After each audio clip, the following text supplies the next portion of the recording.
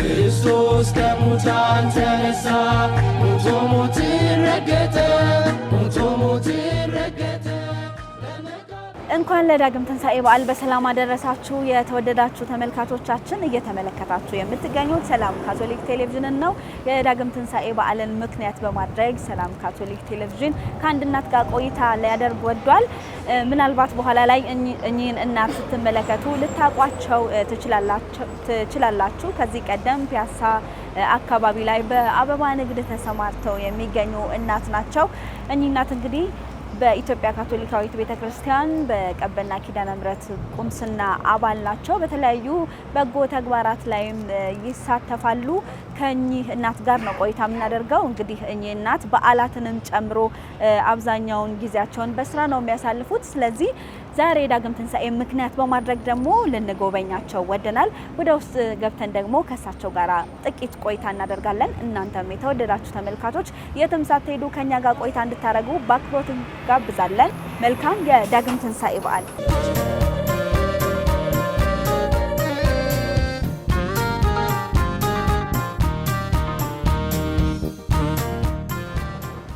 ሰላም ለዚህ ቤት፣ እንዴት ናችሁ? እንኳን አደረሳችሁ። ሰላም ነው? እግዚአብሔር ይመስገን። እንኳን ደህና ቆዩልን። ሰላም ነው? በዓል እንዴት ነው? እግዚአብሔር ይመስገን። በጣም እንኳን አደረሶት። መልካም። ሰላም ካቶሊክ ቴሌቪዥን እንግዲህ እንኳን ለዳግም ትንሣኤ በሰላም አደረሶት በማለት ይህንን ስጦታ አበርክቶሎታል። እሺ፣ ዛሬ እንግዲህ በዓል ነው። እርስዎ ስራ ላይ ነው? በጣም ደስ ይላል። አሁን ደግሞ አረፍ ብለን ስለ ግል ህይወቶ እንጫወታለን። ስለ ስራ ህይወቶም በሰፊው የምንጫወት ነው የሚሆነው። ጥሩ፣ መልካም። ክርስቶስ ከሙታን ተነሳ ሞቶ ሞትን ረገጠ ሞቶ ሞትን ረገጠ በመቃብር ውስጥ ላሉት የዘላለም ዕረፍትን ሰጣቸው።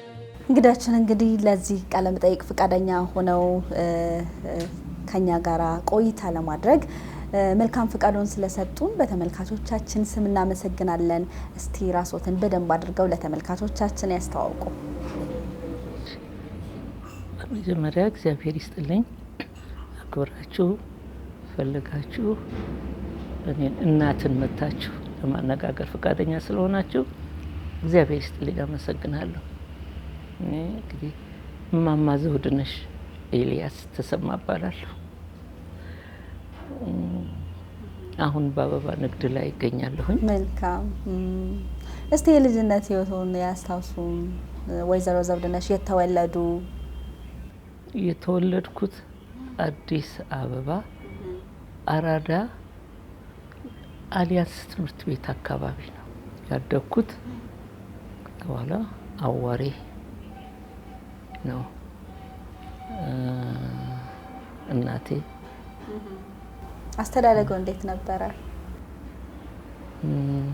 ያደግኩት ከእናቴ ጋር ነው። እናቴ በጣም ጎበዝ ሰራተኛ፣ ከታች ተነስታ እኔን አሳድጋ እላይ ያደረሰች አንደኛ ብቸኛ ልጅዋ ነኝ።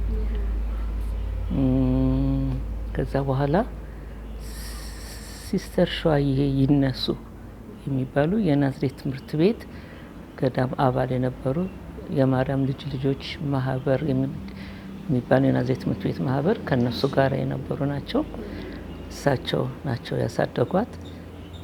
እኔንም ያሳደጉኝ አያቴ ልላቸው የሚችል። እናቴ ያደገችው አላዛርስ ሚሽን ነው። ከዛ ሲስተር ሸዋዬ ናቸው ያሳደጓት። እኔንም እዚህ ያደረሱኝ እሳቸው ናቸው። ከልጅነቴ ብዙ ትምህርት ቤት ውስጥ ተምሬያለሁ። መጀመሪያ ቄስ ትምህርት ቤት አዋሬ ተምሬያለሁኝ። በጣም ማረሳውና አሁን ትልቅ ኮንኩ በኋላ ማላስታውሰው የዛ ግድሜ ጊዜ ነበረ። ማረሳው የምወደው የቄስ ትምህርት ቤት ነበረ።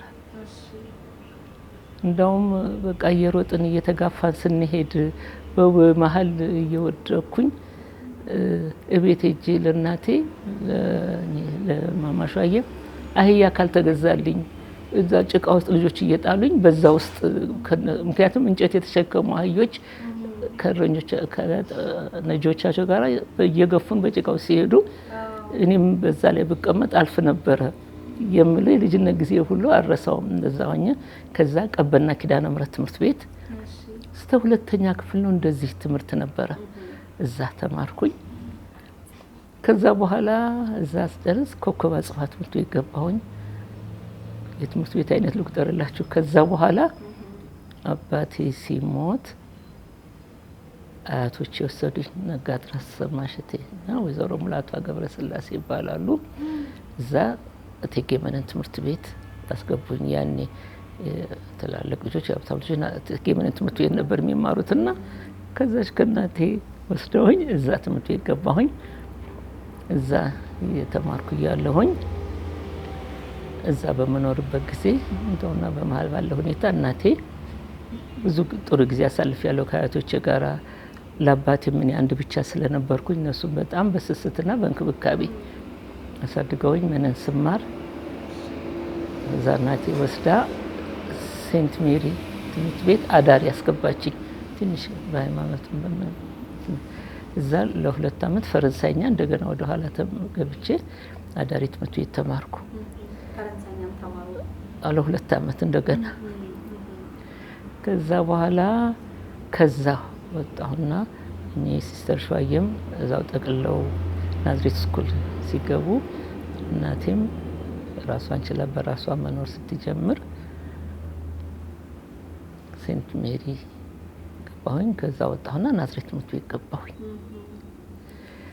እንደገና እንግዲህ ከፈረንሳይኛ ወደ እንግሊዝኛ ናዝሬት ትምህርት ቤት እስከ 8ኛ ተማርኩ። እስከ 8ኛ ክፍል ተማርኩና ያኔ ኮሜርስ የሚካሄደው ከ8ኛ ክፍል ነው። እንዳሁን እስከ 12ኛ ክፍል አልነበረም። ኮሜርስ ትምህርት ቤት ሄድኩ፣ ተመደብኩና እዛ ተምሬ ስጨርስ ተመልሼ ናዝሬት ትምህርት ቤት ስራ ጀመርኩ። እማውቀው እንግዲህ ናዝሬት ስኩል ነው። ስራ ጀመርኩ። ለ38 አመት ናዝሬት ትምህርት ቤት ሰራ።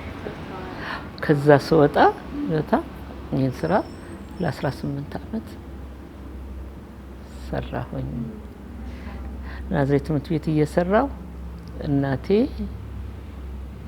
አያቶቼ ነፍስ ይማር ሲያልፉ ያን ቤት አባቴም የመጨረሻ ልጅ ስለነበረ ለኔ ደረሰኝ። የነጋድራስ መኖሪያም እዛ ቤት ውስጥ የተለያየ ስራ እናቴ እየሰራች እሷንም እየረዳው በጣም ጎበዝ ሰራተኛ ነበረች፣ ባለሙያም ነበረች። እሷን እየረዳሁኝ ቀን ስራ ይውላለሁ፣ ሌሊት እሷን ስራ እረዳለሁኝ። እግዚአብሔር ይመስገን በጣም ጎበዝ እናት ነበረች። ለኔ ሞዴል የሆነችኝም የስራም ብርታትንም ጽናትንም የሰጠችኝ እሷ ናት እና እግዚአብሔር ይመስገን አሁን በስራ ላይ እገኛለሁ። በጣም ደስ ይላል። ሰፊ የልጅነት ጊዜዎትን አስታወሱን ወደ ኋላ። ጥሩ ነው። እስቲ ስለ ናዝሬት ስኩል ከ38 አመት በላይ እንዳገለገሉ ነግረውኛል። በምን ሙያ ያገለገሉ? መጀመሪያ ስቀጠር በጸሐፊነት ተቀጠርኩ። ከዛ በኋላ ያኔ በሙሉ መለክሶች ናቸው አስተዳደር ውስጥ በሙሉ የነበሩት፣ የውጭ ተቀጣሪ ይሄን አልነበረም እና ጸሐፊ ሆንኩ። ከዛ በኋላ እነሱ ናቸው በስራ ምክንያት ምን ሲሄዱ ምንም ሲሉ ካሸር ሲጎል ካሸር ሆናለሁ፣ ሹፌር ሲጎል ሹፌር ሆናለሁ። ከዛ በቋሚነትም ጉዳይ አስፈጻሚ ሆኜ ሰርቻለሁኝ። ከዛ በኋላ ባለው ሁለገብ ነው በቃ ታዝዤ ሳይሆን ያው የስራ ባህሉም ከናቴም ከምንም የወሰድኩ ሁሉ ስላለ ጥበቃ ቢቀር ጥበቃ በር ላይ ሰራለሁ። አዎ በምሳ ሰዓትም ጥበቃ ቢኖር ተማሪዎች ወደ በር እንዳይሄዱ እንውጣ ንግባ ብለው እዚህ ፎቶግራፉን የምታዩት አባባ ጫሊ ቁጡ ናቸው። እሳቸው ጋራ ሆኜ ወደ በር እንዳይጠጉ እንዳይሉ እኔ እዛ ቆማለሁ፣ እቆጣጠራለሁኝ። ሜዳ ላይ መዞር በትምህርት ሰዓት ምን እንዳይኖር ያን እቆጣጠራለሁ። ጽዳት የግቢውን እቆጣጠራለሁ። አትክልተኛ ቢጎል መቆፈር ባልችል ውሃ አጠጣለሁ። አስተማሪ ቢጎል ማስተማር ባልችል ጸጥታ አስጠብቃለሁኝ። ጥናት እንዲያጠኑ አደርጋለሁኝ። የተማሪዎችን ዲሲፕሊን እቆጣጠራለሁኝ። ትምህርት ቤቱንም ጽዳቱንም የሁሉንም በፍቅርና በመስማማት ጠቅላላ አገልግሎት ሰራተኞች ጋራ በቤተሰባዊነት ዘመዶቿ ናቸው። እኔ ዘመዶቼ እህቶቼ ወገኖቼ ናቸው እንጂ ጽዳት ሰራተኞች ናቸው ወይ እንደዚህ ያለ እኩል አብረን ተፋቅረን ከሚበልጡት ጋርማ በልጆች ሆነን አብረን ኖረን እስከ መጨረሻው በዚህ ሰርቻለሁኝ። እነሱም ኃላፊ ሆኜ የጠቅላላ አገልግሎት ሰራተኞችም ኃላፊ። ይህንን ማለት አልፈልግም። ጓደኞቼ በቃ አብሬ ሰርቻለሁ ሁሉንም አይነት ስራ። እግዚአብሔር ይመስገን ደስተኛ ነበርኩኝ። በጣም ደስ ይላል። ብዙ ሙያ ላይ አገልግለዋል። እንግዲህ በጣም ደስ የሚል ነው። ምናልባት እንደው ሹፌርም ሆኜ ያገልግያለሁ ብለዋልና በሰዓቱ በነበረው ሁኔታ ሴት ሹፌር ብዙም የተለመደ አይደለምና ሰዎች ምን ይሉ ነበረ? እንዴት ነበር? እስቲ ያስታውሱ። ለምን ታክሲ አትይዥም ይሉኝ ነበረ። እንደውም ለመጀመሪያ እግዚአብሔር ነፍሳቸውን ይማርና አባ ስዩም የሚባሉ ቄስ ነበሩ ካቴድራል እና አርብ ጧት ቅዳሴ አለ ናዝሬት ትምህርት ቤት ውስጥ እና ከካቴድራል እሳቸውን ይዤ እመጣለሁ። የሆነ የተወሰነ ቀን ደግሞ አልቀን ከዛ በኋላ ትምህርተ ክርስቶስ ግብረ ገብ ነው እዛ ጊዜ የሚባለው ትምህርት ይሰጡ ነበረ።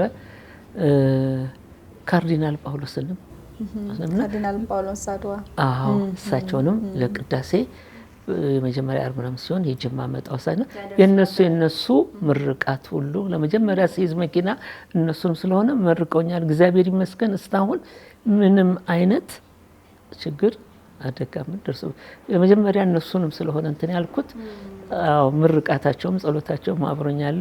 እስካሁን እስከዚህ እድሜም ድረስ የምነዳው እንግዲህ የነሱ በረከትና ምርቃት አብሮኝ ያለ ይመስለኛልና በጣም ይገርም ነበረ። ሰውን ከዚህ ተነስቼ ለስራ ጉዳይ ደብረዘይት ናዝሬት ደርሼ ብቻዬን ተመልሼ ያው ጉዳይ ማስፈጽም ስለነበረ ምንም የትም ደርሼ መጣ ነበረ።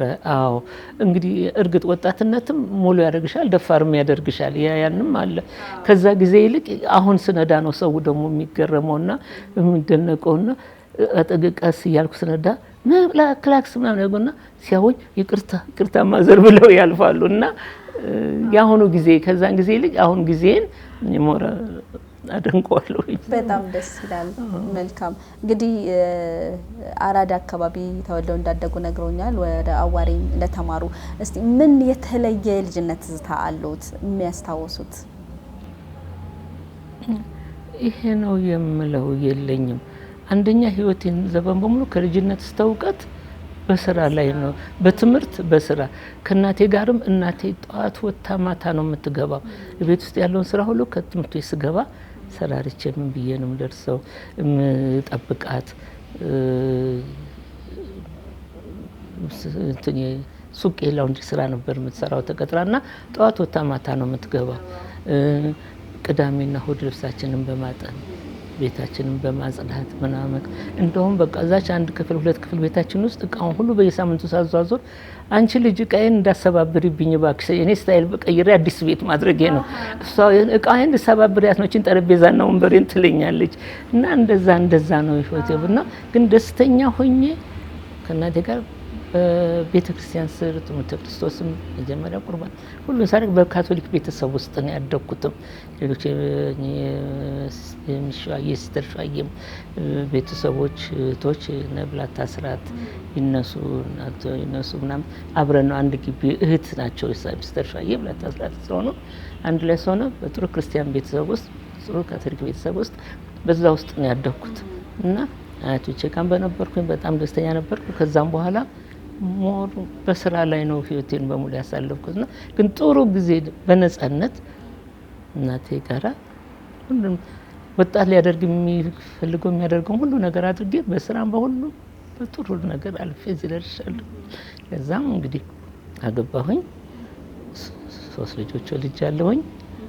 ሁሉም ሴቷ እዚህ ናት፣ 2 ወንዶች ውጪ ናቸው እና እግዚአብሔር ይመስገን ትላልኩኝ። ከዛ በተረፈ በጣም እምወዳቸው ሰው ውሸት ይመስላል ከልጆቼ በላይ ወዳቸዋለሁ ብል ያሳደግኳቸው ልጆች አሉኝ።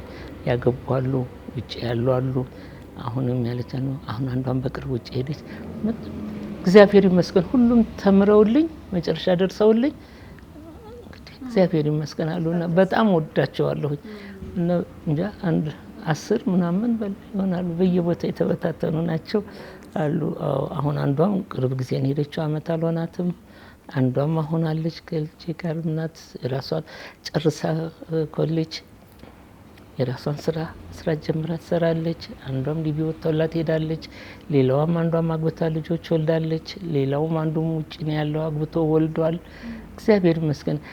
በቅርብ ያሉትንም እንዳቅማቸው ሁሉም ራሳቸው ኢቨን ሰራተኞች ሆነው በአበባ ስራ ላይ የነበሩ ሁሉ ተያዥ ቢያስፈልጋቸው ተያዥ ሆኜ ስልጠና ቢያስፈልጋቸው ስልጠናቸውን ሰው ስራ ይዘው ሁሉም እንዳቅሙ አለ በዙሪያ እየጠየቁ በጣም ደስ ይላል። ትልቅ መባረክ ነው። ወደ ወጣትነቱ ደግሞ ልመልሶትና ወጣትነት እንግዲህ ቅድምም ጠቅሰዋል እርስዎ ጥንካሬ ነው፣ ብዙ ነገሮችን ለመሞከር እድል የምናገኝበት ነውና የእርስዎ የወጣትነት ዘመን እንዴት ያለ ነበረ? የተለየ ነገር ይህን ያህል የምለው የለኝም። ያው እንደ ሰው ያኔ ዴይ ፓርቲ ነው ያለው፣ ሌሊት አይወጣም። ጌዳ ጭፈራር እናት የማትከለክለኝም ነገር ያሳውቅ ብዙ ጊዜ የቤተሰብና የትምህርት ቤት ነው የሚኖረው። ያንንም በመሳተፍ እንግዲህ የተለያዩ በወቅቱ በእድሜ ሊደረግ የሚሆነው ነገር ሁሉ አልፌበታለሁኝ። አውና ይሄ ጎሎብኛል፣ ይሄ ቀርቶብኛል፣ ይሄን ሳላደርግ የምለው የለም። አዎ። ትዳር በስንት አመቱ ያዙ? እንዴት ነበረ ከባለቤቱ ጋር ሲተዋወቁት? እና ያገባሁት በ19 አመቴ ነው። በጣም ወጣት ሆኖ ነው ልጅ ሆኖ 19 ነገር ችኩል ነበርኩኝ። ልጅ ላይ ነው ሁሉም እንዳልኩሽ በነጻነት ነው ያደግኩት። ተጽዕኖ የለብኝም። ከቤተ ክርስቲያኔ ውጪ ብዙም እንትን አይደለም። ሆኖም እንግዲህ ያገባሁት በራሄል ነበረ። ተጋባን በልጅነት ወለድን እና አንድ 10 አመት ያህል ነው አብረን የቆየ ነው። ተለያየን። ልጆቼን እናቴ ናት ያሳደገችልኝ። እኔን እንደ እናት ማያው እኔ ያጠብኩት ልብስ ተሰጥቶ ከመጣች ከውጭ አውርዳ እንደገና ታጥባለች። በደንብ አላለቀለቅሹ ይሆናል እባላለሁኝ። ከዛም በላይም አይ በዛ ጊዜ እኮ ልጅ አይባልም። እንግዲህ የወለድኩት ወደ 21 22 አመቴ ላይ ነው። ካላት ፍቅር ለነሱና እነሱም እኔ በወጣ ምንም ግድ የላቸውም። እሷ ስትወጣ ተደብቃ ነጠላዋ ተደብቆ ምናምን ነው የምትወጣው። እሷን ነው በቃ እኔ ስራ ነው የምውለው ምንምለውና እንደዛ በዛ መልኩ በጣም ፍቅርም ያላቸው አሁንም ለሷ ነው በቃ ከኔ ይልቅ እሷን ነው እንትን የሚሉትና ከዛ በኋላ በራሴ ነው በቃ ስራ ማለት ውስጥ ቶሎ ነው የገባሁት። አዎ ስራ ከያዝኩ በኋላ ነው ያገባሁት እንደውም።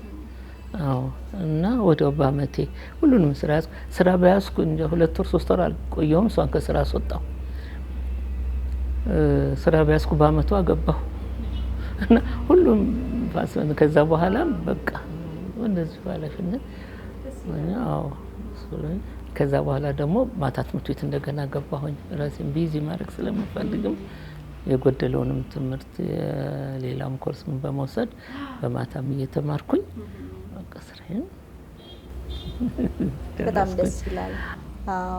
አሁን ደግሞ ወደ ቤተክርስቲያን እንመልሶትና በቤተክርስቲያን አገልግሎት እንዴት ነበረ ተሳትፎ የሚያደርጉት? ከወጣትነት ከልጅነት ጀምሮ ቤተክርስቲያን ላይ ያለው ህይወት ምን ይመስላል?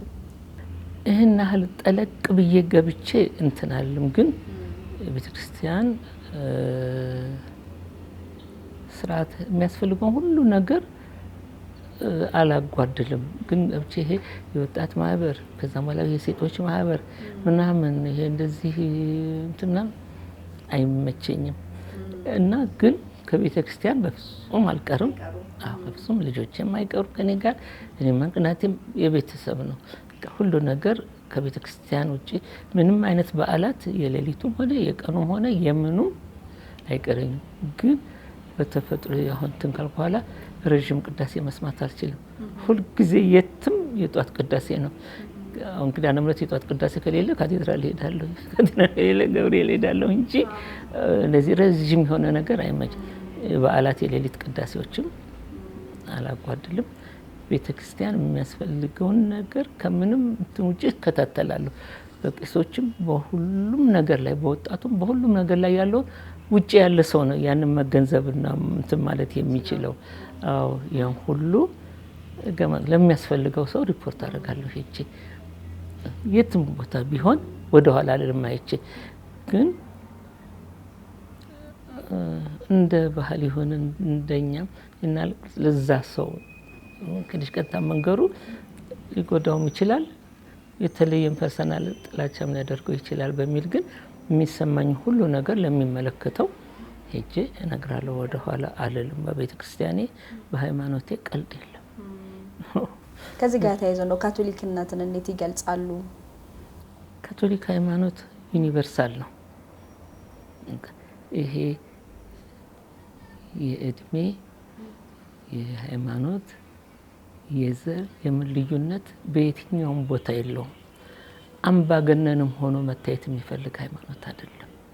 ግን ፈሪሃ እግዚአብሔር ኖሮት ሁሉን ነገር በትክክሉ መንገድ የሚያደርግ ሃይማኖት ነው። በራስ ተነሳሽነት በራስ ተቆርቋሪነት የናል ቀስቃሽ ፈልጎ ምን ፈልጎ ሳይሆን በራስ ተነሳሽነት የሚሆን ነው ብዬ ነው ካቶሊክ ሃይማኖት። እርግጥ ብዙ የሚጎሉ ነገሮች አሉ። እዚህ መናገርና ማወዳደር አይሆንብኝ እንጂ ድሮ ልጆቻችንን ትተን ቤተክርስቲያን አንሄድም። ህፃን ልጅ ሰው ታቅፎ ቤተክርስቲያን ይሄዳል፣ በዛው ያድጋል። አሁን ማዝነው ምንድነው ወጣቶች ተኝተው ወላጆች ናቸው ቤተክርስቲያን የሚሄዱት። ያ ክፍተት ይፈጥራል። በሌላው በወላጆች ብቻ ሳይሆን በቤተክርስቲያናችን ውስጥ ትንሽ መላላት ድክመት አለ። ከብት እረኛ ይፈልጋል። ለምዷል፣ ሳር የሚገጥበትን ቦታ ለምዷል፣ ሄዶ ይምጣ ብለሽ አትተይውም። ሁሌ ጋይድ የሚያደርገው ይፈልጋል። አንድ ከብት ከዛ ውስጥ እንኳን ብጠፋበት ሌሎችን አስገብቶ ያን ፍለጋ ይሄዳል። እኛ ግን ወዴት ይሄድና ይሄን አሁን ልትው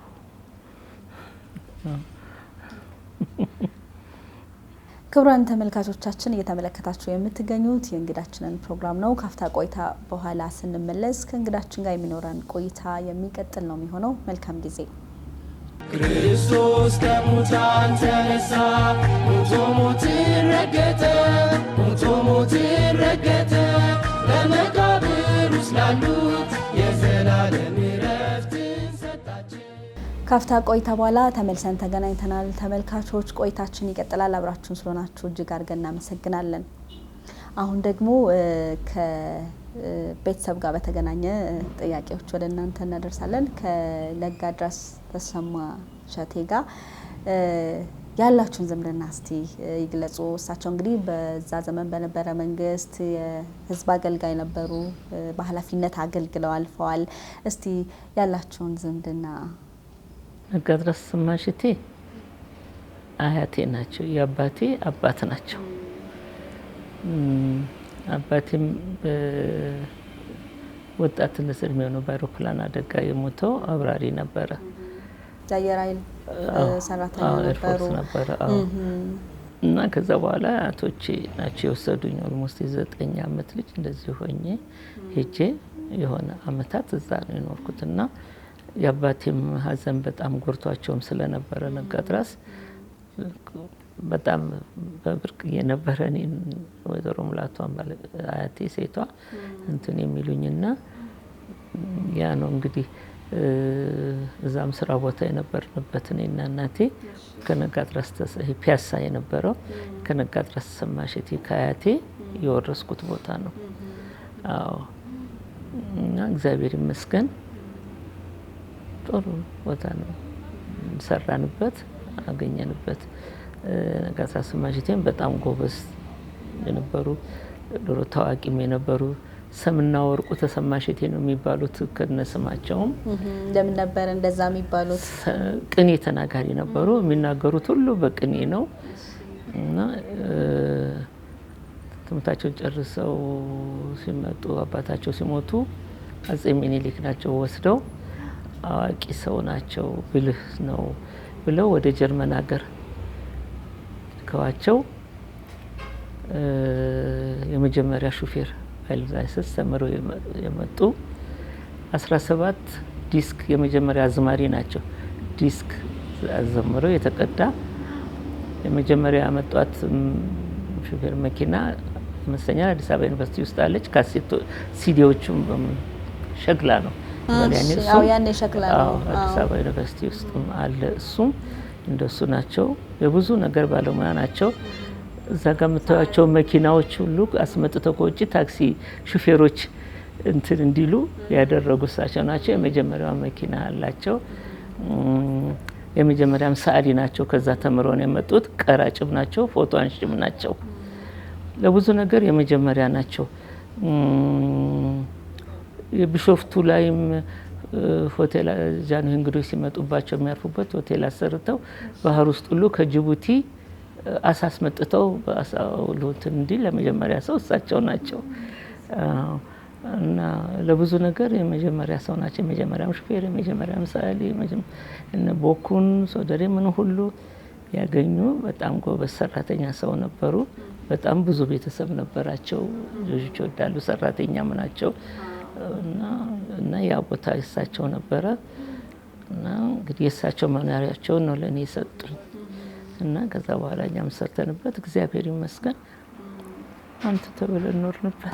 ሌላው እንግዲህ የነጋድራስ ተሰማ እሸቴ ልጅ ይድነቃቸው ተሰማ፣ መታሰቢያ ተሰማ፣ ኤልያስ ተሰማ፣ ሌሎችም አይናቸው የሚባሉ ልጆች በፊት ነበሯቸው። ሶስቱ በኋላ ከገባች ወይዘሮ ሙላቷ ገብረስላሴ የተወለዱ ናቸው። ጋሽ ይድነቃቸው በጣም የታወቀ ታሪካቸው በሙሉ እዚህ ላይ ያለ እና የኔ አባት የመጨረሻ ልጅ ነው። እና ምን ቅኔ ተገኝተዋል። በሰማይ ኤልያስ በምድር ይድነቃቸው ለመታሰቢያ ነው አምላክ የሰራቸው ብለዋሉ። ምንድነው? በሰማይ ኤልያስ አብራሪ ነበረ። ነብዩ ኤልያስ በእሳት ሰረገላ ነው ወደ ላይ የወጣው አይደልና በአውሮፕላን ተቃጥሎ ስለሞተም በሰማይ ኤልያስ አሉ። በምድር ይድነቃቸው ጋሽ ይድነቃቸው በኳስ ነው በምድር ታዋቂ የሆነው። ለመታሰቢያ ነው አምላክ የሰራቸው። መታሰቢያ የሚባል ልጃቸው ደግሞ የመዘጋጃ ቤት ጸሐፊ ነበረ። ጽሁፍ ጸሐፊ ሲፈለግ ጃንሆይም የሚያጽፉት እንግዲህ እንደ ሾርት ሃንድ እንደመቀበል ደድሮ እንደሚባለው እንደሱ ስለነበረ ለሶስቱ ልጆቻቸው ይሄን የማይረሳ ሰፊ ታሪክ ነው። ደስ ይላል በጣም። ነፍሳቸውን ይማር በእነሱ እና በእናቴ ጉብዝና ጎበዝ ነበረች በጣም። እናቴ ሰራተኛ ባለሙያም ነበረች እና እግዚአብሔር ነፍሷን ይማር። በዛሬ ቀን መሆኑ ሁሉ ራሱ በጣም ይገርመኛል። ጥያቄውም ልክ ዛሬ 15 ዓመቷ ያረፈችበት ልክ ደግሞ የፒያሳን ቦታ በኮሪዶር ልማት የፈረሰብን ልክ ዛሬ 2 ዓመቱ በጣም የሚገርም አጋጣሚ ነው። እግዚአብሔር ይመስገን ኖረንበታል፣ አንቱ ተብለንበታል። ድካማቸውም አልቀረም። ሰርተን ፍሬ ያሳይተን ጠላ ሸጠን ነው እንግዲህ ያን ፎቅ የሰራ ነው። እናቴ በጣም ጎበዝ ነበረች እና እንደውም እንደሚመስለኝ 35 ዓመት በፊት ነው በጠርሙስ ፊልተር መሸጥ ጀምረው በሷ ነው ለመጀመሪያ ጊዜ እስከሚለምድ። አሁን ሰው ስራ ጀምሮ በሳምንቱም በ15 ቀኑም ትርፍ ይፈልጋል። እንዴ ስራ የለም ይላል። በርሚል ፊልተር የሚደፋበት ጊዜ ነበር እስከሚለምድ ተስፋ ሳትቆርጥ። ግን በኋላ ግን በወረፋ መተው ኮታቸውን መናቸውን እያስቀመጡ እንዳያልቅብን እያሉ የሚካሄድበት ጊዜ ተደርሶ እግዚአብሔር ይመስገን ያንን ፎቅ በሷ ጉብዝና ያተሰራ። እግዚአብሔር ማመሰግነው። አይታው ኖራበት ታማበት እግዚአብሔር መንፈሳዊ ጉዞ ሁሉ ውጪ እንድትሄድ አርጋ በራሷ ልጆችን አስተምራ ነገር አድርሳ እግዚአብሔር ይመስገን እዚህ አለን። የአያቶቼ ነፍስ ይማርሳቸው በስጡልን። በሷ በጉልበቷ በጉብዝናዋ ነፍሷን ይማር። ይኸው አንቱ ተብለን እንኖራለን እና እግዚአብሔርን አመሰግናለሁ። ይሄ 2 ዓመት ለኔ የጥሞና ጊዜ የማመስገኛ ጊዜ ነው እግዚአብሔር የሰጠኝ።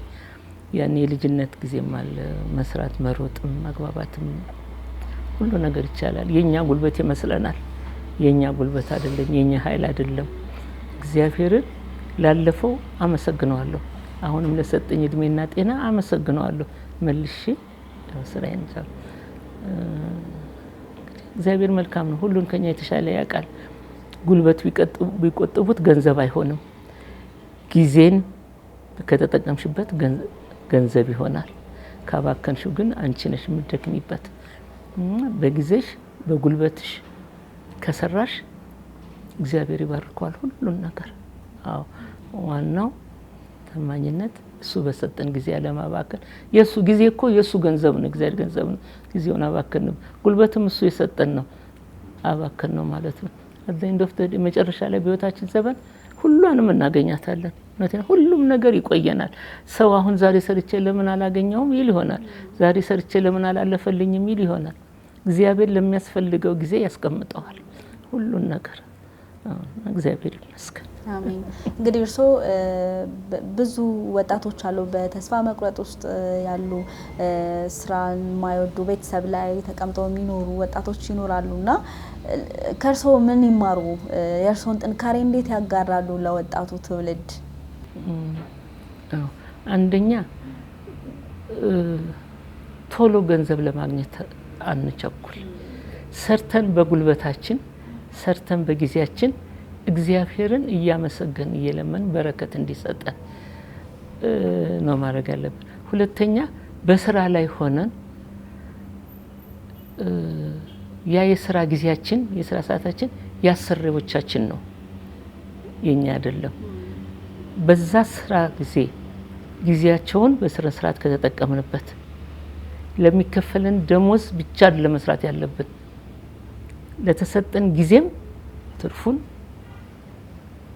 ብንሰራበት ያ የትርፍ ጊዜ ገንዘብ ለህይወታችን ጊዜ ሰራናት በገንዘብ ሳይሆን እግዚአብሔር ለማታ እንጀራ ያስቀምጥልናል ምን ጊዜም ቢሆን ምንም አይነት ስራ አይናቅም ቅድም እንዳልኩሽ እኔ ጽዳት ሰራተኛ ቢጎል ጽዳት ሰራለሁ አትክልተኛ ቢጎል ምንም ተኮፍሼ ቁጭ ማለት ይችላል ቢሮዬ ምንም ነገር ሰራለሁ ግን እግዚአብሔር ያን ሁሉ አስቀመጠና ያን ሁሉ የሰራውበትን ባርኮ ሁሉ ነገር ሰጥቶኝ እግዚአብሔር ይመስገን እኛ ደግሞ የዕለት እንጀራችንን ስጠን ብለን ነው የምንለምነው እግዚአብሔር የዕለት እንጀራችንን ከሰጠን ሌላው የሱ ፋንታ ነው ግን በጉልበታችንም በጊዜያችንም ታማኝ ሆነን ከሰራን ሁሉንም ነገር እግዚአብሔር በጊዜው በወቅቱ ሰጠን አስቀምጦ ያደርግልናልና በቃ ስራ አለመምረጥ ነው ትልቁ ነገር ማንኛውም ነገር በፈቃደኝነት በትግስት ነገም ሌላ ቀን ነው የሚለውን ይዞ ከሰራ ወጣቱ ያልፋል ሁሉም ነገር ስራ ነው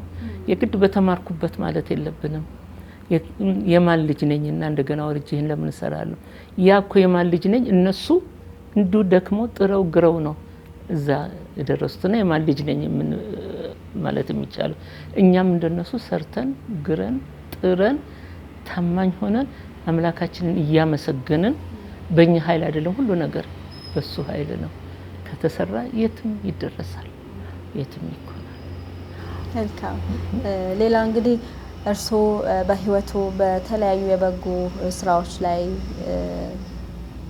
ይሳተፋሉ በተለይ ደግሞ በቤተክርስቲያን ላይና በጎነትን እንደው እንዴት ይገልጻሉ እነዛን በጎ ተግባራት እርሶ ለቤተክርስቲያን በመዋሉ ምንስ ያገኙት መንፈሳዊ መባረክ አለ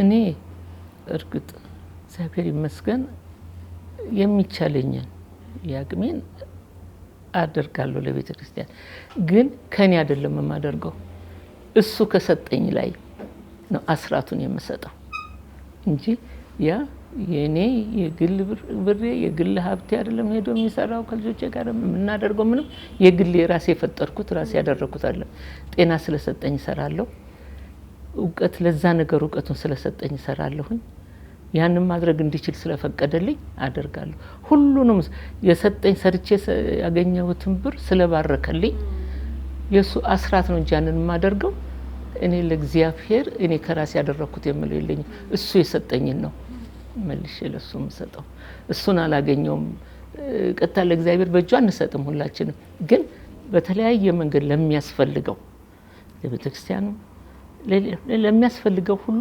የምንሰጠው እሱ የሰጠንን ነው እንጂ ከኛ ከኪሳችን ወይ ከጆሮአችን ከአይናችን ካፍንጫችን ላይ ቆርጠን አይደለም እሱ የሰጠንን ነው የተረፈውንም የሚባርክልን ከመቀበል መስጠት ወይ ስጡ ይሰጣችኋል በሚለው ትልቅ መልእክት ነው እንግዲህ አሁን ደግሞ በግል ስራ ተሰማርተው ነው ህይወቶን የሚመሩት አሁን በምን ስራ ላይ ነው ተሰማርተው የሚገኙት እንግዲህ አሁን እዚህ ውስጥ በመታዩ በአበባ ስራ በንግድ ላይ እና ብዙ ልጆች በዚህ ስራ ላይም እና ለመስሰራ ካንዳቸው ጋር እኔ እንጃ ባስበውም አይመጣልኝም። በጠብ የተለያየሁት ወይ ውጣ በያስወጣሁት ሰው የለም። ሁሉም ልጆቼ ናቸው። ሁሉም የሚጠይቁኝ ናቸው። እና ትልቅ ያተረፍኩት ሀብት እነሱንም ነው። እና በቃ በንግድ ስራ ላይ ነው አሁን ያለሁት። ያደኩትም የኖርኩትም የምኖረውም በስራ ላይ ስለሆነ አሁንም ይሄንን ምን ነው ብታርፊ ምን ነው ብትይ የሚሉ ማረፍ ምንድነው ትርጉሙ? እግዚአብሔር አሁን በጣም ብዙ ህክምናዎች አድርጋለሁ። ብዙ የጤና መታወክ ግን ሐኪሞቹን የራሴ መክራቸዋለሁ። ለምን እድሜን አይታችሁ ነው የምትፈሩት? ወይም እንደዚህ ሆናችሁ ምንም አልሆንም። መሀል የቆመ እናንተ ተወካዮች ናቸው። እግዚአብሔር እኔም ታካሚ እናንተ ታካሚ፣ በመሀል እግዚአብሔር አለ። እሱን ይዛችሁ ስሩ ነው። እኔ ኦፕሬሽን አድርጌ ከስንት ሰዓት በኋላ ተነስቼ ካልተራመድኩ ስላቸው ሁሉም ይገርማል። ያ የእግዚአብሔር ኃይል ነው። አይምሮሽ ነው ሁሉን ነገር የሚሰራው አይምሮሽ። ምንም አይነት ህመም ምንም አይነት ከባድ ቢሆን ያመኛል፣ እጎዳለሁ፣ ወይ እሞታለሁ፣ ወይ ከማደንዘዣ አልነሳም አላስብም። ቶሎ ከዛ ጨርሼ ወደ ስራ የምገባበትን ነው የማስበውና ምንም አይነት ህመም ላንቺ በዘረዘረው ብዙ አይነት ህክምናዎች ብዙ አይነት እንትን አድርጌያለሁኝ። ከባድ ለተመልካች ለሚያይ ለአካባቢ ለዘመድ ነው። የኔ የትኛውም ሐኪም ቤት ስገባ የትኛውም የት ሲሄድ ኦፕሬሽን አድርጌ on the next day ወይ እንደዚህ ነው ቤተሰቦች የሚሰሙት። እረፍት እንደሚወጣ ወይ እንደዚህ አንድ ነገር አድርጌ ነው የምወጣው። የዛ ሰው ጭንቀት የዛ ሰው ፊት አንቺን ሊጎዳሽና ሊያደክም ይችላል። ያ ሰው ለምን ይጨነቅ ለምን ይታመም? በማን እግዚአብሔር ነው መሀሪ በቃ እና እንጃ ለራሴውም ይገርመኛል። እግዚአብሔር የሰጠው ጸጋ ነው እንጂ እኔ በራሴ እንዲልሁም ብዬ አይደለም። እዚህ ቶሎ ድኜ መቼ ነው ስራዬ ላይ የምመለሰው ብዬ ነው የማስበው። አንድ ቀንም ምን ያህል ገንዘብ አለኝ ምን ያህል ገንዘብ አወጣለሁ ወይ ምን አይደለም ምን እሰጣለሁ ምን አለኝ ምን እንትን እላለሁ ምን አስገባለሁ ምን አስወጣለሁ ነው እንጂ እኔ ገንዘብ አስቀምጬ እና የዕለት እንጀራችንን ከሰጠን በቂ እግዚአብሔር ይመስገን። እስቲ የዕለት እንቅስቃሴውን ይንገሩን። ማለዳ ተነስተው ከምንድነው ውሎውን የሚጀምሩት? ጠዋት 11 ሰዓት እነሳለሁ። እሺ በጣም ጠንካራ ነው። 11 ሰዓት ሌሊት ነው። በጣም ልማድ ነው። አንዳንዴ ግማሽ ሌሊት የማልተኛበት ጊዜ አለ። አንድ ጓደኛዬ ነበረች አሁን ውጭ ናት። ሀብታም እኮ እንቅልፍ የለውም ብሩን ሲያስብ ትለኝ ነበር። እኔ ግን ስራዬን ነው የማስበው። ነገ ይሄን እሰራለሁ፣ ነገ ይሄን አደርጋለሁ፣ ይሄኛው ሰው ትእዛዝ አለ፣ ይሄኛው ይወጣል፣ ይሄኛው ምናምን ነው። ከዛ ተነስቼ ጠዋት ቤተክርስቲያን 12 ሰዓት ተኩል ቅዳሴ እሄዳለሁ። ከዛ ተመልሼ መድኃኒቶችን ወስጄ ስራዬን ልብስ ለባብሼ ወደ ስራዬ ነው። በፊት እንደውም እዛ በነበርንበት ጊዜ ፒያሳ መኖሪያችንም እዛው ነው፣ ስራዬም እዛው ነው። ሌሊቱን ሙሉ ስንሰራ የምናድራለን። ማማዬ እኮ ሰው አታስተኛም ነው የሚሉኝ ልጆቼም ሙሉ የነበሩት ሰራተኞቼም ሁሉም ልጆቼ ናቸው። እኔ በህይወቴ ሰራተኛ የሚለውን ነገር እና አብረን ቡናችን እንጠጣለን፣ እንበላለን፣ እንጠጣለን። ተነስተን ቀንም ያንቺ መሳሽ እኔን ተውይ በፊት እናንተ ብሉ ነው የምለው። እነሱ ብርታት ሲኖራቸው እነሱ ሲጠነክሩ እነሱን ሳይ እኔም ደስ ብሎኝ እጠነክራለሁ። ከዛ በኋላ ማሰና በቃ ከዛ በኋላ ስራዬ ላይ ነው። ማህበራዊ ኑሮ አንዳንድ እንትን ካለ ደግሞ የታመመ ምጤ ከሆነ ለቅሶም ካለ ምንም ካለ ተነስቼ እሄዳለሁ። ከሰኞ እስከ ሰኞ ስራ ነው እኔ ጋር። በጣም ደስ ይላል። ትልቅ ጥንካሬ ነው። እንግዲህ ያው ልጆች እንዳፈሩም ትዳር መስርተው ልጆች እንዳፈሩ ቀደም ሲል ነግረውናልና ከእርሶ ልጆች እንደው የእርሶን ሙያ የተከተላለ ወይ በንግድ ውስጥ እንደዚሁም ደግሞ የስራ ጥንካሬ እንዴት ነው? ልጆቹ ያላቸው ጥንካሬ ምን ይመስላል? በጣም የሚገርምሽ ነውና በጣም ሁሌ እንትን የምለው አንዳቸውም በእኔ አልወጡ። አንዳንዴ እንደው ይገረማሉ ራሳቸውን። በቃ እንደ እንትን ነው እንደ ሆቢ ወይ እንደምን አንድ ነገር ነው የሚቆጥሩት እንጂ ምናልባት ብዙ ባለመማሪ ይሆን ኮሜርስ ባለማለፌ እንደዚህ ግን ተሰጥቶ ያስፈልግ ነጋዴ። እኔ አሁን ምንም የንግድ እንትን አልነበረኝም። በትምህርት ቤት ነው ነው ትምህርት ቤት ስወጣ ያኔ መዋለ ህፃናት ልክፈት እስከ ፕሪፓራቶሪ ድረስ ወይ እንደዚህ ልክፈት ምናምን እንጂ ይሄ እንደዚህ አይነት ስራ ሰራለሁ ብዬ በልሜም በእውነትም እውቀቱም የለኝም። እግዚአብሔር ግን ቆይ አበባና ልጅ አንድ ነው። በዚህ ስራ ላይ ተሰማራለሽ ብሎ አንድ ሌላ ሞዳት ያሳደኳት ልጅ ነበረች። እኔ እቤት ዋልኩኝና እሷ ጨርሳ ኮሜርስም ጨርሳ ስራ ያዘች። እኔ እቤት ቆያት ጀመረ። ስትመጣ ማማዬ አንቺ ቤት እየዋልሽ አንቺ እኔ ስራው እየልምጣ እንዴ ብላ በያሁን እንግዲህ አንድ ስራ መክፈት አለብን። አንዱን ቤት አስለቅቅ ያለችኝ ፎቁን እሺ ከስር ያለውን አስለቀቅንና በሷ በቃ ስናጠና መስነን ለምን አበባ ያኔ ገና አበባ ብርቅ ነው እንደዚህ እንትን የለ እና አበባ ንግድ ለምን አንጀምራችሁ? በጣም ቢዝነስ ማይንድ ናት፣ ጎበዝ ናት። ኮሜርስ ነው የጨረሰችው ነው ጋር ከዛ በኋላ በትንሹ ትንሽ ርቻሮ እንትን ያለን አንድ ትንሽ መደርደሪያ ነበር ከቤት ማውጣን ከውጭ ማለት ያስገባንና ጀመርን። እሷ ነው እግዚአብሔር እሷን ደግሞ እንደ መልክተኛ ላከልኝና ጀመርን። ከዛ ያደግን እንደውም እንጃ ያን ጊዜ ምናልባት 3 ወይ 4 አበባ ቤት ይኖር ይሆን አዲስ አበባ ውስጥ በቃ ጥቂት ነበርና በዛ ተነስተን ይሆና እዚህ ምክንያቱም እግዚአብሔርም ያስቀመጠልኝ ስራ ይሄ ነው ማለት ነው በቃ እንጂ እኔ ግቢው ትልቅ ነው ቤቱም ትልቅ ነው ትምህርት ቤትም ትንሽ ሊሆን ይችላል ባለይልም ያንን ነበር ያሰብኩት። እግዚአብሔር ይሄን አሰበና የውስጥ መጨረሻ ድረስ ይሄንን ሰራ አደረገ። ምን ያክል ጊዜ ሆኖት በአበባ ሽያጭ ስራ? እንግዲህ እናቴ ነው 17 አመት እንደዚህ ሆነ። ልክ ያን ከጀመረ 2 አመት እንዲህ በኋላ ነው እናቴ ሞተችው። እና አሁን ሰው እንደ ፋርማለሽ ምናምን ወየጉ እኔ አበባ አቅራቢዎች አሉ ያመጣሉ ከነሱ ወስዳለሁኝ እንደዚህ እንሰራለን። እቃ ምንም እንደዚህ ከውጭ ከሚያመጡት ላይ እንደዚህ እየተረከብን ምናምን ይያል እንሰራለን። ልጆቼ ግን ብዙ የተማሩ ስለሆነ ወደ ወረቀቱ እንጂ ወደ ሌላ እንደዚህ አይነት ምንም እንትኑም የላቸውም። በሙያ ላይ ይገኛሉ። አንዱ ጀርመን ሀገር ነው ያለው። መማር የሚወድ ነው ልኩን ይማራል። አሁንም በቅርብ መጥቶ ሄዷል እረፍት። አንዷ ኦንላይን ከውጭ ድርጅቶች ጋር ኦንላይን ስራ ትሰራለች። የህግም ባለሙያ ናት።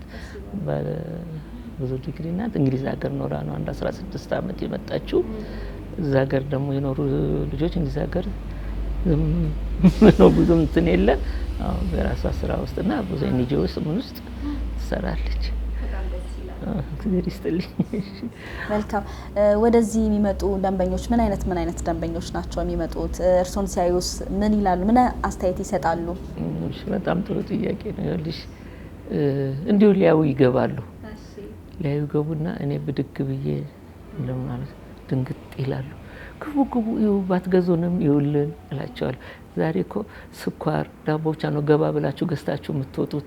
እንዲህ አይነት እቃ እኮ ይታይና ሌላ ጊዜ ነው እኮ ይሄን እቃ ፈልጋለሁ እዛ ቤት አለ ብላችሁ የምትመጡ ብዬ በደም ስላቸው ሳይፈልጉ ገዝተው ይወጣሉ። ማማ ስለርሶ ክብር ስለርሶ ፍቅር ብለው በፊት እዚህ ገና አልለመደም። እዛ በነበርን ጊዜ ሊገዙ ይነጋገሩና ማማ ይሉ በቃ እንገዛም ብለው ይወጣሉ።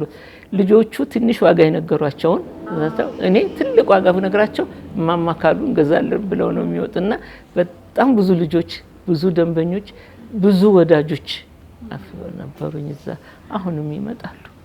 ሌላ ልጆች ደግሞ አፈራለሁ አሁን ደግሞ እዚህ እና በጣም የተጣሉ ባልና ሚስት አስታርቃለሁ። የተጣሉ ቦይፍሬንድ እና ገርፍሬንዶች አስታርቃለሁ። ስልክ ቁጥር ወስጄ መጥቶ በቃ ሶሪ ካርድ ስጪ ምን ነው ታስቀይሚያት ባለቤቴ ምናምን ይለኛል። መክሬ ተቆጥቼ በል ስልኳን ስጠኝ ብዬ የሚጽፈውን ቃላትን ያው ጣጥቻ ጽፌው ይዘዳር ስልኳን ተቀብዬ እሷንም መክሬ እሱንም እንደዚሁ መተው ተከፍተውም ብዙ ምን ነው ከፍተዋል ዛሬ ወይ ምን ነው ከፍተውሽ እንደዚህ ሆነ በሽ በእናወራና አውርቼ መክሬ ዝም ብለው ገብተው አንዳንድ ወጣቶች ብለው ይወጣሉ። ና ተመለስ ይላል። ድንግጥ ብሎ እንደ ምን ነካሁኝ ብሎ ተመልሶ ይገባል። ስገባ እንደምን አላችሁ አትልም። እኔ ስታይ እንኳን ማማ እንደምን አሉ አትል። ውሽ ማማ ይቅርታ ሁለተኛ አይለምደኝም። ገዝተው እንኳን ሲወጡ ደህና ዋሉ አትሉም። ዝም ብላችሁ ነው የምትሄዱት ስላችሁ ማማ እሺ ይቅርታ ሁለት አይቀሩም። እግዚአብሔር ይመስገን ያኔ ጥሩ ልጆች አፍርቻለሁ። ጥሩ ቤተሰቦች ሁሉ አፍርቼ ነበር። እግዚአብሔር ይመስገን። አሁንም እየደወሉ የሚጠይቁኝ የት ነሽ የሚሉኝም አሉ። እንደዛም ትልቅ ባይሆን አሁን በመጠኑ እግዚአብሔር ይመስገን።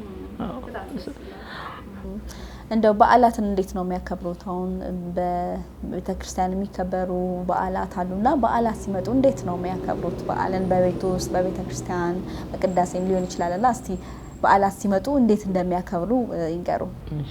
እዛ በነበርን ጊዜ መኖሪያችንም እዛው ስለነበረ ሁሉ ነገር የሚመጣው እንግዳ ሁሉ እንደ ቤተሰብ ነው። በቃ ሁሉ ተስተናግደን አብረን ተንጠጣን። የሌሊት ቅዳሴ ካለ የሌሊት እንሄዳለን። የጧት ቅዳሴን አልቀርም። የሰንበት ቅዳሴን በሽፍት ልጆችም ትላልቅ ቅዳሴ እንዲሰሙ እነኛ ያሳደጓቸው ምን ሌሎችም ሌላ ሃይማኖት እኔ ሙስሊም ሰራተኞች ነበሩኝ። የግድ መስጊድ መሄድ አለባቸው አርባ በግዳጅ።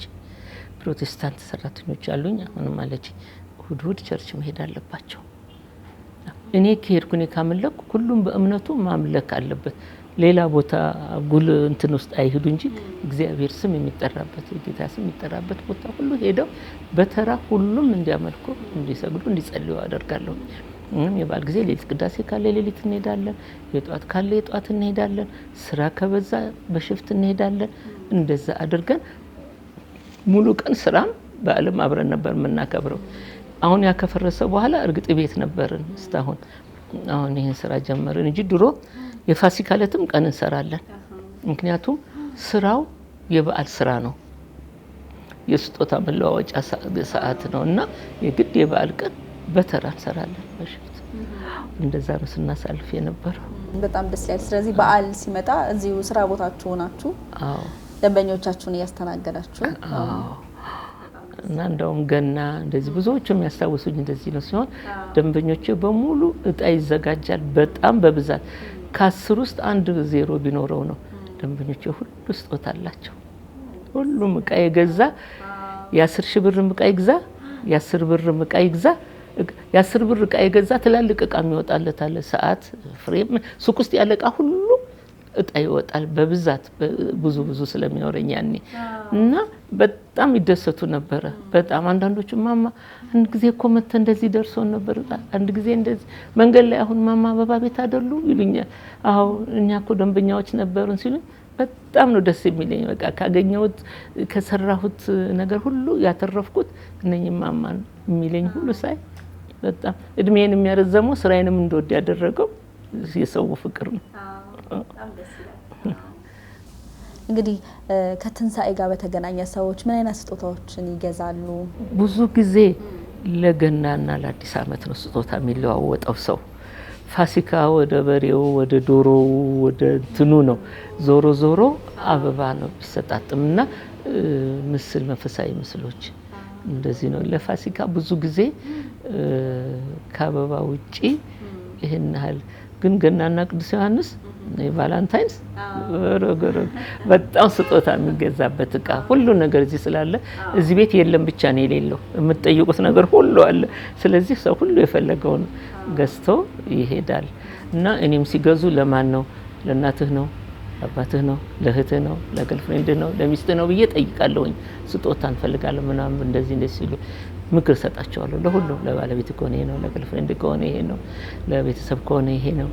ሁሉ ምክርም ሰጥቼ ሁሉ ነገር አድርጌ አስተናግዳለሁ። አልኩሽ ከሰው ጋር ብዙ የመነጋገር እንትን ስላለኝ በቃ ሁሉንም እንደ ጸባዩ አስተናግጬ አነጋግሬ በመሄዴ ብዙ ሰው እንደው ማይረሱት የተለየ ደንበኛ ገጥሞት ያውቃል? ብዙ ይኖራል። ያው ከብዙ በተለየ መልኩ እንደው ማይረሱት ደንበኛ ካለ ምን አይነት እቃስ ገዛ የሚለውን ነገር እኔ ብዙ ጊዜ አንዳንዶቹ ወስደው ወይ አበባውን አውለው መኪና ውስጥ አውልገውባቸው ወይ ምናምን አምጥተው እንደዚህ የተበላሽ እንዲህ የተወለገ ቆይ መቼ ነበር የገዛኸው? ምን ጊዜ ነበር? ወይ ማታ ገዝቼ አሳድሬ ወይ ጧት ልሰጥ ወይ ጧት ገዝቼው ማታ መኪና ውስጥ አይደል ያለው ሲሞቀው ሰው እንኳን ይጠወልግ የለ እንኳን አበባ አላል። በጣም ይቆጥ እሺ ምንም አትቆጣ አንጣው ሌላ ቀይርለታለሁኝ። አሁን ሌላ ቀን በእጥፍ ደንበኛ የሚሆነው እሱ ነው።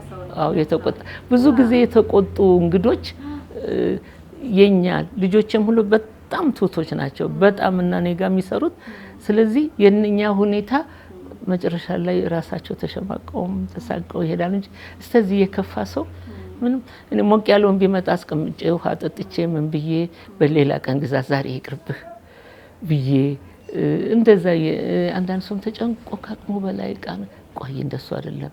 ሰው ባቅሙ ነው። አበባም ያን ሲሆን የሚበላ ነገር ብቻ ነው እኮ አነሰ በዛ የሚባለው። ይሄ እኮ ስሜትን መግለጫ ነው እና ትንሽ ይበቃል ግድ የለም ባቅሙ እንደዛ እያልኩ ስለምር ምንም ይሄናል የከፋ ሰው እንትን ያለኝ የከፋ ነገር ገጥሞኛ ያቅም በስራዬ ላይ ያው እግዚአብሔር ይመስገን አሉ በጣም አግሬሲቮች ቁጣዎች ምኖች ግን ሁሉንም እንደ ጠባያቸው ውጭ ከፍቶት ይሆናል ቤቱ ከፍቶት ይሆናል ያን በማሰብ ቻሌንጅ ደስ ይላል በጣም ወደ ቤተክርስቲያን ልመልሶትና አሁን በቋሚነት የት ነው የሚያስቀድሱት? አሁን ይሄ ቤት ውስጥ ተፈረሰ ድረስ ካቴድራል ነበርኩኝ ቅርቢያ ስለነበር አሁን ጊዜ በና ስለሆንኩኝ ኪዳነ ምሕረት ነው። እንግዲህ በዓላት ሲመጡ በተለይ ክብረ በዓላት ሲኖሩ ለእሁድ ቅዳሴዎች አበባ ለቤተክርስቲያን እንደሚያበረክቱ ሰምቻለሁ። እስቲ ስለዛ ይንገሩን። አሁን እዛ ፒያሳ ሆኜ ገብርኤልና ልደታ ቅርቤ ስለነበሩ ለነሱ ለገብርኤልም በየሳምንቱ በቋሚነት ገብርኤል ወዳጅ ነው ስለምወደው በቋሚነት አስገባለሁ። በረከት ነው። እዛ አንድ ሁለት አበባ ለመንበረት አውቶቡስ አራት አድርጎ እግዚአብሔር በረከቱን ይልክልኛል። ጤና ይሰጠኝ። የግድ በገንዘብኛ ሞኝነታችን በገንዘብ እንጠብቅ ይሆናል። በጤና በጉልበት በብልሃት ይሰጠኝ። ልደታ ካቴድራልም እንደዚሁ። አሁን ደግሞ ኪዳነ ምሕረት ነኝ። እዚህ ግን የትኛውም አይቀርም። አሁን የገብርኤል የሳምንቱ ማይቀር ካቴድራልም ለቅዱስ ገብርኤል ለቅዱስ ሚካኤል አይቀርም። ግን አመታዊ በዓል ኪዳነ ምሕረትም ቢሆን ካቴድራልም ቢሆን ብዙሃን ማርያም አስኮ ያለችው እዛ የትኛውም ቤተክርስቲያን አመታዊ በዓል ሲሆን ዲኮሩን የምንሰራው እኛ ነን። ልጆችም በጉልበታቸውም ሀሳባቸውም አብረው ቤተሰቡ በሙሉ በየአመቱ ሁልጊዜ እንሰራለን እና በጣም ደስ ይለኛል። እኔ በጣም ደስታና እረካለሁኝ እግዚአብሔር ይመስገን እና ያንንም ስለሰጠኝ ነው ያደረኩለት ትርፉን እንጂ እንግዲህ ለቤተክርስቲያን ብዙ በጎ ነገሮችን ውለዋል። ከነዛ መካከል አንድ ታሪክ ሰምቻለሁ። መኖሪያ ቤት ለቤተ ክርስቲያን አበርክተዋልና ምናልባት እሱን ታሪክ ቢያጫውቱን ከወላጅ እናቶ ጋርም የተሳሰረ ታሪክ አለውና እስቲ እሱን ይንገሩን። ሰንዳፋ ከዛሬ 20 አመት በፊት ቦታ ይመራ ነበረ እና እዛ አንድ ዘመን ነበረችና ለምመተሽ እዚህ ቦታ አትመሪም ስለኝ ሄድንና ቤትም ሲቷም ልጅም ለረፍት መጣ ነበር ከእንግሊዝ ሀገር እንደዚህ ዝም ብለን አመልክተን ፎርማልተን መጣ። በስንተኛው ጊዜ ወጥቶላቸዋል የሚል እጣ ተለጠፈ። ሄድን ያው ከፈል የሚገባውን በምሪት ነው ምን አለና 200 ካሬ ሜትር ነበረ። የልጄንም የሴቷን አንድ ላይ ይቀላቀልልኝ አልኩና ተቀላቅሎ 400 ካሬ ሜትር ሆዳል በኔ ስም። ከዛ እዛ ላይ እናቴ እንግዲህ በደከማት ጊዜ የሄደች እንድታርፍ እኛም እንግዲህ ፈረንጆች ሲያረጉ አይተናል። ሳመር ሃውስ እንደሱ እየሄድን እዛ መዝናኛ ማረፊያ እንዲሆነ ቅርብ ነው 40 ኪሎ ሜትር እዛ ቆንጆ ደረጃውን የጠበቀ ቤት ሰራሁኝ። ድንጋይ ቤት ነው፣ ግንብ ነው፣ ሞደርን ዘመናዊ ቤት ነው። በቃ ሰርቪስ ሁሉ በጣም ቆንጆ ሳሎን ምናምን ያለው ላውንድሪ ቦታ ያለው ምናምን በጣም ቆንጆ ቤት። ከዛ በኋላ ከእናቴ ጋር እየተመላለስን በሳምንት 2-3 ቀን ሄዳል። እዛ እንውላለን፣ ቡና እናፈላለን፣ ምናለን ይሰራል እና የሰራልኝም አቶ ስዩም ኮንትራክተሩ ካቶሊኩ ተቆጥሮና አሁን ቢሮ ውስጥ ነው ራሱ የሚሰራው እሱ ነው። ኪዳነ ምሕረት ቤተክርስቲያን እንትን ያለ እሱ ነው። ወሰርኩና ሲሰራ ከኪዳነ ምሕረት ቤተክርስቲያን ሲፈርስ ሸክላው ያኔ ሲታደስ እዛም ኮሚቴ ነበርኩኝ። ሸክላውን ወስጄ መሰረቱ ላይ በሙሉ አራቱ ቦታ ኪዳነ ምሕረት የፈረሰውን ሸክላ 70 አመት ተቀድሶበታል። መሰረት ውስጥ እሱን አስደረኩኝ። ያ ቤት ተሰራ። እናቴም ልክ ቤቱ እንዳለቀ ልክ መብራት በሚል ቀን ስንሄድ መኪና ውስጥ እንደ ስትሮክ ነገር እንትን አላት።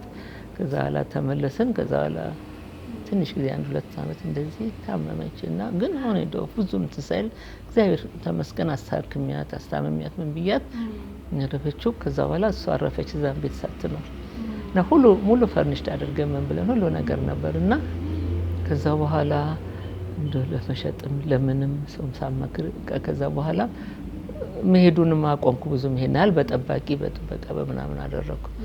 ሳስበው እዛ ሀገር ምንም የካቶሊክ ቤተክርስቲያን እዛ አካባቢ ውስጥ ወደ ደብረ ብርሃን ሄዶ ነው መሰለኝ ያለው ምናምን አለበለዚያ እዚህ አዲስ አበባ መጥተው ነው እዛ ሀገር ያሉት። ስለዚህ በቃ ለቤተክርስቲያን ልስጥ ብዬ አሰብኩና አነጋገርኩ። አባታችንንም ሁሉንም ሰው አነጋገርኩና እኔ ቤተክርስቲያን እንዲተከል አይደለም የምፈልገው አልኳቸው፣ ግን የአረጋውያን መጦሪያ ወይም የህፃናት ማሳደጊያ እንዲሆን በእርዳታ መልክ እና ግን ቻፕል ይኖረው ዞሮ ዞሮ መለክሶች ቄሶች ይወራሉ የሚያርፉበትና ቻፕል ይኖረውና የኛ ሰው ሞር የሚስበው ነገር ይፈልጋል ወይ እርዳታ ልጆቻቸውን በማስተማር ወይ የታመመን አሮጊቶችን በመጠር በምን ከዛ በኋላ ሌላው ሁሉ ክርስቲያን ይሰባሰባል እና ብዬ እሱም ቦታ ሰጠሁኝ ለቤተ ክርስቲያን። በደም ስሙን አዝሬ ካርታውን ሁሉ ነገር ጨርሼ ሁሉ ነገር ሰጠሁኝ። አባ ኃይለ ጊዮርጊስና አባ ዮሐንስ የነበሩት ኪዳነ ምሕረት የነበሩት ከሳቸው ጋር ነበር የምንመላለሰው። እሱን ጨረስኩና ሰጠሁኝ። እንደው ከዚህ መነሻነት ትልቅ በጎነት ነው ለቤተ ክርስቲያን ካለን ነገር ላይ መስጠት ትልቅ በረከት ነውና ለካቶሊካውያን ምን ማስተላለፍ ይፈልጋሉ? ለቤተ ክርስቲያናቸው እንዲውሉ ለቤተ ክርስቲያናቸው በጎ እንዲያደርጉ ምን ይሏቸዋል? ያ በመንገር አይደለም፣ የልብ መነሳሳት፣ በመንፈስ ቅዱስ መሞላት፣ ጸሎት በማድረግ ቤተ ክርስቲያን በመሄድ እና ይሄን አድርጉ በመባል አይደረግም። ይሄ እግዚአብሔር በመንፈስ ቅዱስ ይሙላቸው። በቃ በኢየሱስ ሰላምና መረጋጋትን ይስጥ፣ መረዳትን ይስጥና መሰጠትን ይስጥ። አዎ እና እኛ የሆነው ነው ልጆቻችን የሚሆኑት። እኛ ትላልቆቹ እናቶች አያቶች የሆነውን ልጆቻችን ወጣቶች ይከተላሉ። እኛ ያልሆነውን አይሆኑም። መጀመሪያ በመንገር አይደለም። አሁን ደግሞ ወደ ናዝሬት ስኩል ለመልሶትና 38 አመት በጣም ረጅም አመት ነው። ሰፊ ታሪክ አለ እንግዲህ ያሳለፉትና በሰዓቱ የነበሩ ካህናት አባቶች እንዲሁም ደግሞ ደናግል የነበራቸው ሁኔታ ምን ይመስል ነበረ? ከትምህርት ቤቱ ማህበረሰብ ጋር ያላቸው ቁርኝት እንዴት ያስታውሳሉ? ያን ጊዜ የሚበልጡት የነበሩት አስተማሪዎቹም እኔ እንደተቀጠርኩ ዘመን በመማርበትም ጊዜ በተቀጠርኩበትም ዘመን ሚስዮናውያን ናቸው እና ስርዓቱም ደንቡም ህጉም በትክክል በካቶሊክ ሃይማኖት ስር የተመራ ነበር። ቄሶች መጥተው ቅዳሴ ያደርጋሉ። ውስጥ ቆንጆ ቻፕል አለ። ሁሉም ሰው ማንም ሙስሊሞች እንኳን ይገቡ ነበር። ትልቁ ነገር ደግሞ ሙስሊም ነው ነው ካቶሊክ ነው ምን ሲሚባል የመጣ ሁሉ ፈተናውን ካለፈ ትምህርት ቤት ይገባል። ምንም ለሁሉም እኩል ነው ትሪት የሚደረገው። ዩኒፎርም ስርዓት አለው፣ ደንብ አለው፣ በቁጥጥር ነው ሁሉ ነገር። አለባበስ ከሸሚዝ እስከ ሰደርያ እስከ ካልሲ እስከ ጫማ ድረስ ኢቭን ሁሉን ነገር ይቆጣጠራሉ እነሱ። ሰራተኞቹም በዛው ስር ኢቭን ሴት ሰራተኞች ሱሪ ለብሰው ትምህርት ቤት ሊያስተምሩ አይገቡም ነበር። አዎ እና ከአስተማሪ ጀምሮ ስርዓት ይዞ እንዲ እነሱም ግብረገብ ሞር የሚያስተምሩ አስተዳደር ላይ ያሉም እነሱ ስለነበሩ ስርዓት ነበረው፣ ሁሉ ነገር ስርዓት ነበረው። አሁን እንግዲህ ናዝሬት ስኩልን እኛንን የምናውቀውና ወላጆች በፊት ተማሪዎች ናቸው። ያሁኖቹ ደግሞ ወላጆች በድሮ ስሙ ያውቁት ይሆናል እንጂ ትንሽ ያሳዝናል። ግን ዞሮ ዞሮ ይሻላል ነው ይሻላል። የተወደዳችሁ ተመልካቾች አብራችሁን ስለሆናችሁ እናመሰግናለን። በዛሬ እንግዳችን ፕሮግራም ከወይዘሮ ዘውድነሽ ጋር ነው ቆይታ እያደረግን ያለነው። በርካታ ነገሮችን ተጫውተናል። ቆይታችን በዚህ አያበቃም። ከቆይታዎች በኋላ ስንመለስ ደግሞ ያላነሳናቸውን ጉዳዮች የምናነሳ ነው የሚሆነው። መልካም ጊዜ። ክርስቶስ ከሙታን ተነሳ፣ ሞቶ ሞትን ረገጠ፣ ሞቶ ሞትን ረገጠ፣ ለመቃብር ውስጥ ላሉት የዘላለም ዕረፍት በዛሬ የእንግዳችን ፕሮግራም ቆይታ ያደረግን የምንገኘው ከወይዘሮ ዘውድነሽ ጋር ነው። በስራ ቦታቸው ተገኝተን ጥሩ የህይወት ልምድን እየተጋራን እንገኛለን። እንግዲህ ለሰጡን ጊዜ በጣም ነው የምናመሰግነው። ቆይታችንን ደግሞ እያገባደድን እንገኛለን እና በመጨረሻ እንደው ምን ማለት ይፈልጋሉ? ምን መልእክት አለው ለካቶሊካውያን ምን ማለት ይፈልጋሉ? እምነታቸውን እንዲጠብቁ ቤተክርስቲያናቸውን እንዲጠብቁ ጠንካሮች እንዲሆኑ በስራ ህይወታቸው በሚያገኙት ነገር ደግሞ አመስጋኝ እንዲሆኑ ምን ማለት ይፈልጋሉ? እንዳልኩት ጠንካሮች እንዲሆኑ የቤተሰብ ጥንካሬ ያስፈልጋል። አንድ የቤተክርስቲያናችን ጥንካሬ ያስፈልጋል። ከየት ያምጡት ልጆቹ ወጣቶቹ ከየት ያምጡት?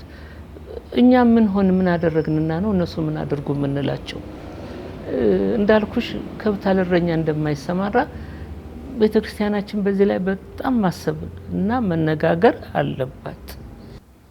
ማስተማር፣ መምራት፣ ማፍቀር፣ መሰብሰብ፣ መንገር፣ አብሮ የግድ እኮ ሙሉ ቀን እግዚአብሔር ቃል ይነበብ አይደለም። በዛ መሀል እኮ እያዝናኑ እያጫወቱም ያ ቃል አብሮ ይሄዳል። አብሮ መነገር ይቻላል። አብሮ በፊት ስንት ነገር ነበረ። ቄሶቻችን ልንገራችሁ፣ ድሮ አባ ቶማስን በዝና ታውቋቸውናል። እሳቸው እዚህ ቆሞስ በነበሩ ጊዜ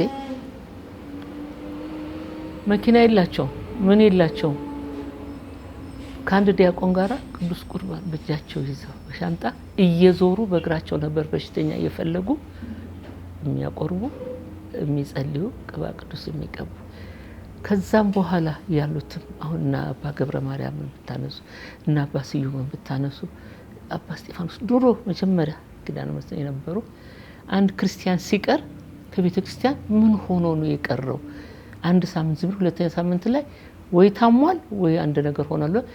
ቤቱን የእያንዳንዱን ክርስቲያን ቤት ያውቃሉ። እርግጥ አሁን ሰፍቷል አገሩ ምን ብሏል እንግዲህ ሁሉም እንደዚህ አሁን አገሩ ቢሰፋ ህዝቡ ቢሰፋ መኪና ምንም አለ ሁሉ ነገር የተሟላ ነው። ፈልገው በእግራቸው ተራራ ላይ ወጥተው ቁልቁለት ላይ ወርደው በደህና ነው ከቤተ ክርስቲያን የቀረው ታመህ ነው ምን ሆነህ ነው ይባላል። እስከዚህ ድረስ የሚከታተሉ ቄሶች ነበሩ ድሮ። እውነቴን ነው። ያው ባልተሟላ ሁኔታ ላይ እንግዲህ እግዚአብሔር ደግሞ ሲፈቅድ የተቆረጠ ዛፍ ደረቀ ያሉት ያቆጠቁጥና ዛፍ እንደገና ይሆን የለ እግዚአብሔር እንደገና ቆጥቁጦን ይሞላል ሆናል ብዬ አስባለሁ። አሜን። ክቡራን ተመልካቾቻችን እስካሁን ድረስ ስትከታተሉት የቆያችሁት የእንግዳችን ፕሮግራም የተከታተላችሁትን ይመስል ነበረ። በዛሬ የእንግዳችን ፕሮግራም እንግዲህ ከወይዘሮ ዘውድነሽ ጋር ነው ጥሩ ቆይታን ያደረግነው። የህይወት ተሞክሯቸውን ደስ በሚል ሁኔታ አጋርተውናል። ብዙ ነገሮችንም እንደተማማርን ተስፋ እናደርጋለን። መልካም ጊዜ።